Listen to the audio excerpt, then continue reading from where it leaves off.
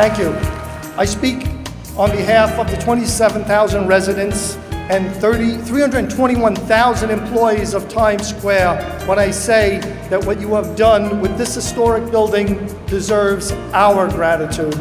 It is very true that Times Square is the international crossroads of cultural diversity that is New York City itself. And it is therefore appropriate that the Church of Scientology is such an important part of our community. Because while the building itself is magnificent, and while I could go on endlessly about the care you took as I watched your progress month by month, the real point is not the material lift to West 46th Street, rather it is what you do inside these walls. As your founder, Mr. L. Ron Hubbard so rightly put it, individuals and not masses form the culture of a race. And to my mind, nothing bears that statement out more than Times Square. For here's where dreams of people, when realized, uplift the whole of our culture.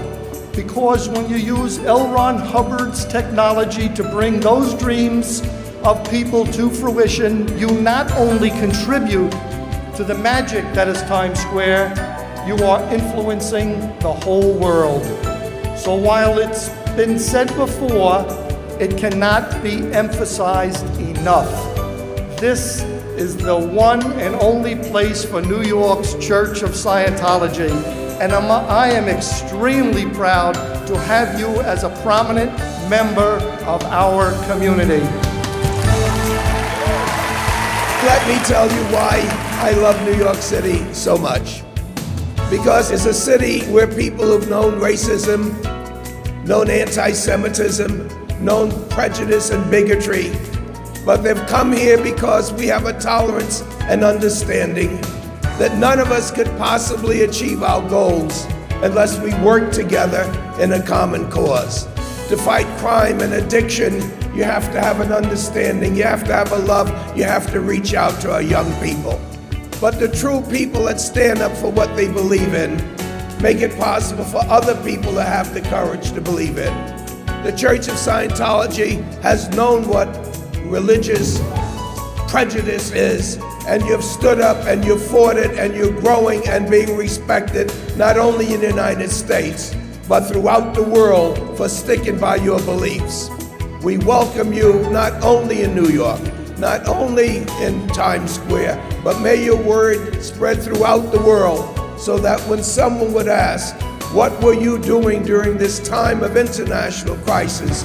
When your children and your grandchildren ask, what were you doing? You will be able to say that you kept the faith and you fought the fight for freedom and democracy. May God bless all of you.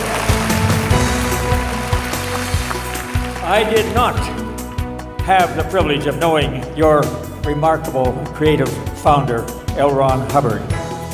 But I have come to know him, as they say, it is through your works that you should be known.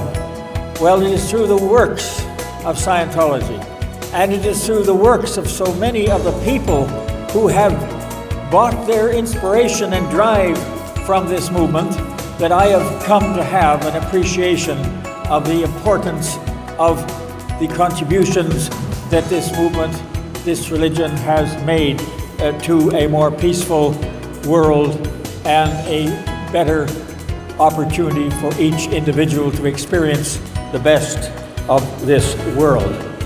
If I've learned anything in all my years in the global arena, it is that world governments do not possess all the tools to bring resolution to the problems that beset humankind. Governments can guide, can incent, but most of the doing is left to people like us, organizations like yours. I am immensely impressed and share in the deep gratitude that all feel for the seminal work of this organization in dealing with the 9/11 emergency. And the techniques and the mobilization and the commitment you have to helping others to deal with personal crises and national emergencies throughout the world.